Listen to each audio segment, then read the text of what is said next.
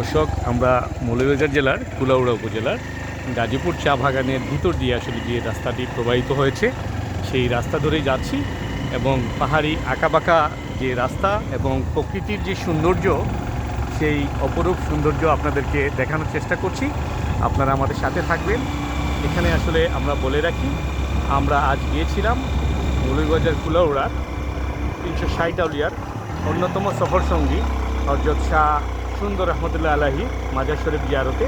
আমরা সেখান থেকে আসছি এবং আসার পথে আমরা পাহাড়ি রাস্তাটা এখন উঠছি এবং আপনারা দেখছেন এখানে যে বাহন, সেই বাহন দিয়ে চা শ্রমিকরা ইতিমধ্যেই গেলেন এবং এখানে যে পুঁজিতে যারা কাজ করেন আসলে এরা সাধারণত আপনারা দেখছেন আমার দুই পাশ দিয়ে আসলে যারা হেঁটে যাচ্ছেন তারা আসলে এই পাহাড় থেকে পাহাড়ের বিভিন্ন সম্পদ আহরণ করে থাকেন এবং তাদের আসলে বলাই যায় যে তাদের শরীরের যে রোগবালাই সেটি আসলে অনেকাংশেই শহরের মানুষ থেকে আসলে একটু আলাদা। তারা খুব কমই রোগবালাই তাদের হয়ে থাকে এবং সুস্বাস্থ্যগত দিক থেকে তারা অনেক সুস্বাস্থ্যবান হয়ে থাকেন।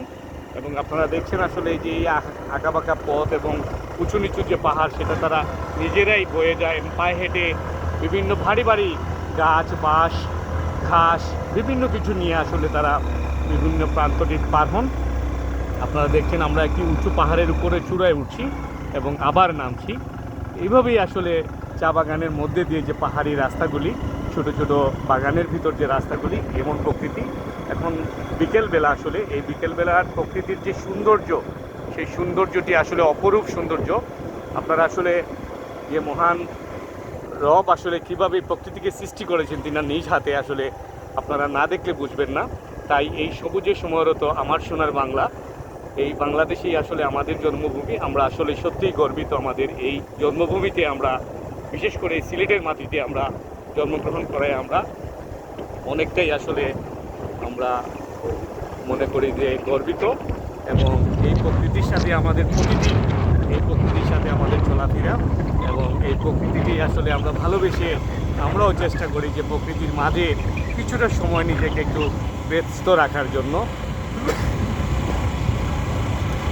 তারই ধারাবাহিকতা আসলে আপনাদেরকে দেখানোর এই প্রচেষ্টা। আমরা এখান থেকে আসলে বের হওয়ার যে রাস্তাটা, সেই রাস্তা দিয়ে আমরা এগিয়ে যাচ্ছি।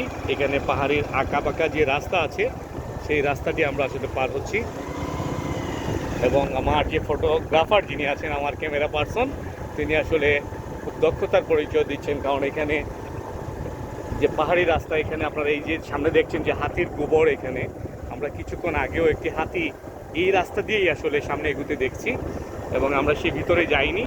সেই ভিতরে আসলে গহীন অরণ্য, সেই অরণ্যতে প্রকৃতির অনেক সৌন্দর্য লুকিয়ে আছে। আমরা আসলে বিশেষ করে নিরাপত্তার একটি বিষয় থাকে, সেই জন্য আসলে আমরা যাইনি।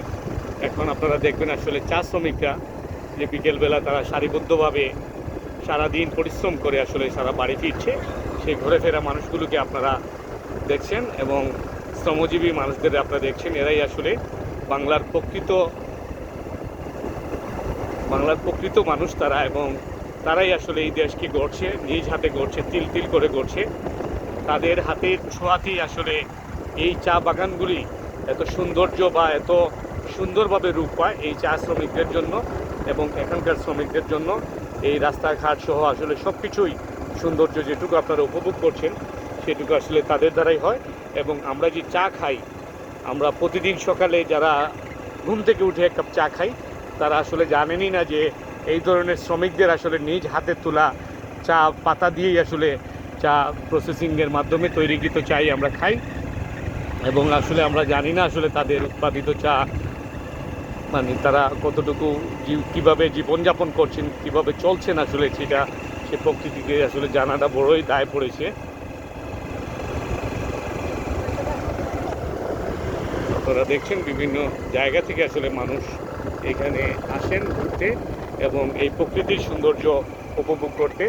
আমরাও তাদের মতোই আসলে এসেছি যে এই প্রকৃতিকে উপভোগ করতে। এবং আমরা যতটুকু দেখছি আমাদের এই দর্শকদের জন্য আসলে আমরা সেই ততটুকুই দেখানোর চেষ্টা করছি। বিশেষ করে আমাদের এই অঞ্চলের আসলে অনেকেই আছেন প্রবাসে এবং প্রবাসের মাটিতে থেকে অনেকেই এই গাজীপুর চা বাগান অতিবাহিত করেছেন বিভিন্ন সময়ে, আজ অনেকেই প্রবাসে। তো তাদের জন্য আসলে বিশেষ করে আজকের এই ভিডিওটি আমরা তৈরি করেছি। তো আমরা আশা রাখছি আপনারা বেশি বেশি করে শেয়ার করে আমাদেরকে উৎসাহ দিবেন এবং আমাদেরকে সাপোর্ট করবেন। আর আমাদেরকে সাপোর্ট করলে আসলে আমরা এই ধরনের ভিডিও তৈরি করে আমরা যখন যেখানে যা দেখি আপনাদেরকে তো সেখানে সেই জিনিস দেখানোর চেষ্টা করব।